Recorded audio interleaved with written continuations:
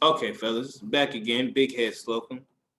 What I'm about to show you now is imagery and examples of figurative language, such as imagery in a poem that should further assist us in understanding imagery as a whole.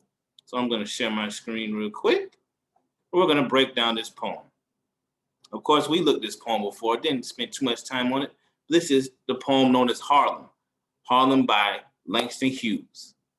Of course, Langston Hughes, one of the most popular, one of the best poets to ever grace the pen. So we are looking for imagery. Imagery. I'm not even gonna do it. I'm not gonna do it to y'all right now. Imagery, let me write regular. Imagery. Imagery.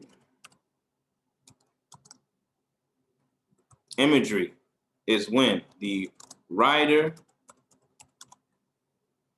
creates a picture that appeals to our five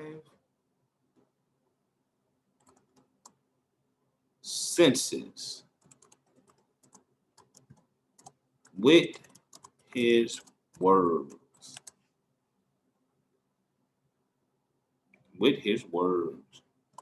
Fills our five senses with his words. So our five senses: taste, touch, hearing, smell, etc., etc. So now, let's look at this image here. What happened to a dream deferred? We said a dream, not the dream, deferred is something that's passed over. So already picturing a dream. Does it dry up like a raisin in the sun? This is big, beautiful imagery. Does it dry up like a raisin in the sun? Imagine a raisin sitting in the sun. What would happen to it? We all know that a raisin, before it becomes a raisin, most of the time is a grape. And so now we have the image in our head that they drop like a raisin in the sun. So let's close our eyes. Let's picture a raisin in the sun drying up. Okay. Yes. Next line. Or fester like a sore and then run. If something festers, it stays around. Imagine. Now you all have had cuts, bruises, bumps, etc. that didn't go away quickly. So it festered. It stayed around like a sore. So if a sore is festering, you probably think that's annoying, right? That it would hurt. Does it fester like a sore that stays around? Then run. Does it stink like rotten meat? Now, that's also appealing to our sense. Just like it dropped like a raisin in the sun, we are now picturing, we can see a raisin in the sun drying up. Now, does it fester like a sore? Let's picture a sore. You see how we can almost feel a sores on our body. Then run. Does it stink like rotten meat?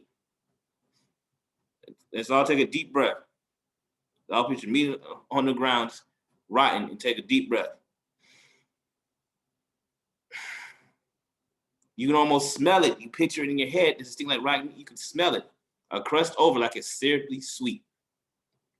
So you can, a syrupy sweet, cookie, cake, maybe Pop-Tarts. Let's taste. It's beautiful imagery here. Or maybe it sags like a heavy load.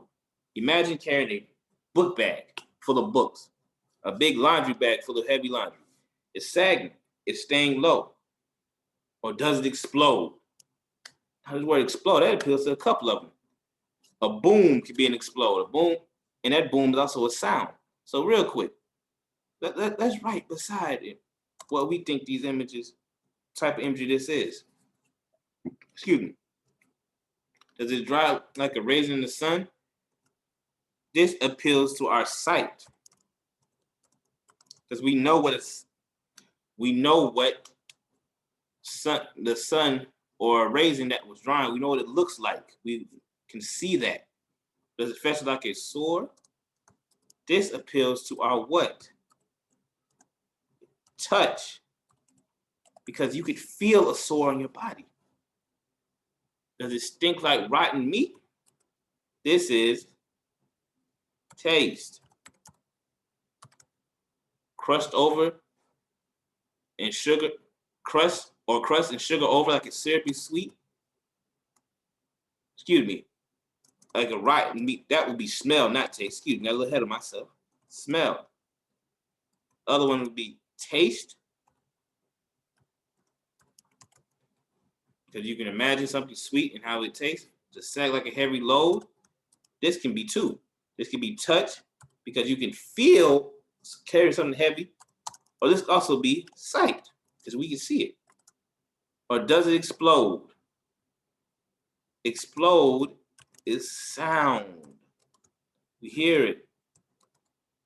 Sound / sight. You can hear and see an explosion. What happens to a dream deferred? So yes, fellas, real quick, I just wanted to share that with you all about how imagery is being used in this poem and how imagery allows us to craft images in our mind and understand things better once we are able to visualize them. So take some time out, if your own time, read this poem and close your eyes and visualize and think about the words, and you will get a better image in your head.